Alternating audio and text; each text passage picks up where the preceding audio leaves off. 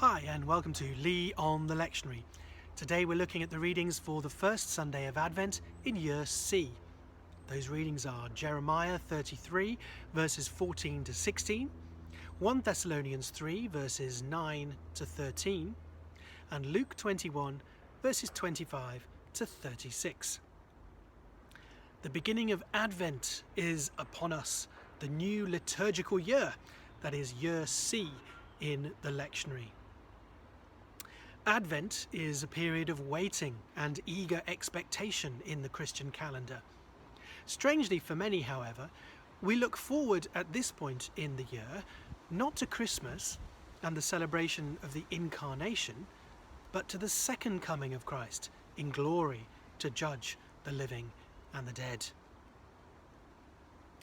In the Old Testament reading, Jeremiah prophesied that the days were surely coming when God would judge the world as he had always promised to do. He would appoint a righteous branch to execute his will, someone in the line of King David, which looked finished to human eyes in the prophet's own time. This approaching judgment day, however, is not something which God's people ought to fear, since Jeremiah calls it, literally in verse 14, a good thing, a good word. Justice is promised, and it will be equitable, exemplary, and demonstrably fair. The Lord's people are not perfect, and so their safety on that day is not down to their own goodness or blamelessness. Salvation is assured, but only because this branch, the Lord himself, is our righteousness, because we have none of our own that could be sufficient.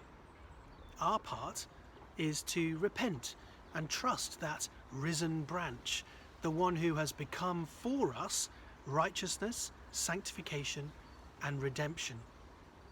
As Matthew Henry comments on this, the Lord our righteousness is a sweet name to a convinced sinner, to one that has felt the guilt of sin in their conscience, seen their need of that righteousness and the worth of it. A sweet name, the Lord our righteousness. All the same, 1 Thessalonians chapter 3 contains an excellent prayer for strengthening in progressive holiness and love in the light of Christ's coming. Pastor Paul feels both joy and concern for his new Thessalonian converts. He longs to teach them more about what they possess in union with Christ, but for the time being, he himself is separated from them and can only pray. His consistent prayer throughout the letter, if you look ahead also at the end of chapter 5, is that they may be sanctified completely and appear before the returning Christ as blameless. And yet he cannot trust to their own strength, and so Paul commits this cause to the Lord, who is faithful and will surely work within them.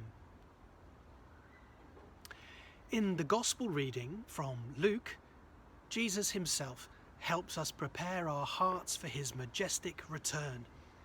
There will be, he says, signs of tumult with fear and foreboding.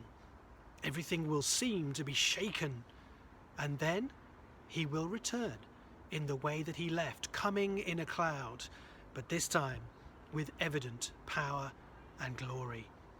Again, it's not a day of fear for God's people, because our redemption is drawing near. That is a good word that we can rely on. Our redemption is drawing near. In the light of that impending climax, we must be on our guard against the weight of worldly worries and allurements. As Leo the Great once preached, we must prepare ourselves for Advent, for, he says, by daily experience, beloved, it is proved that the mind's edge is blunted by overindulgence of the flesh. Yet how good it is, instead, for our souls to have leisure for divine wisdom in the palace of the mind, where away from all the noise of earthly cares, it may in silence enjoy holy meditations and eternal delights. I love that. Enjoying holy meditations and eternal delights in the palace of the mind. But to stand before the Son of Man, we will need his strength to resist the temptation to look down and around instead of up to Christ.